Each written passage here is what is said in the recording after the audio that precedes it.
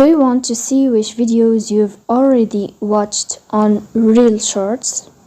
In this video, I will show you how to keep track of videos you've watched on Reelshorts step by step, so you never lost track of your favorite content. So let's go to see how it works. You will go here to Reelshorts app.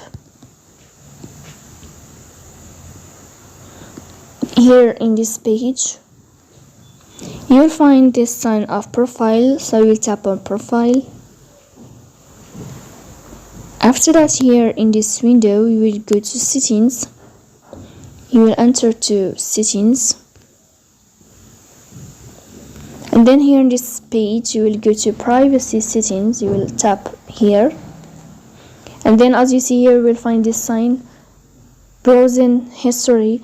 That, as you see here, they said to you, when enabled, you can find the dramas you've watched in your history. If you turn this off, your watch history will not be saved and the history section will appear empty. So you will tap here to enable this feature.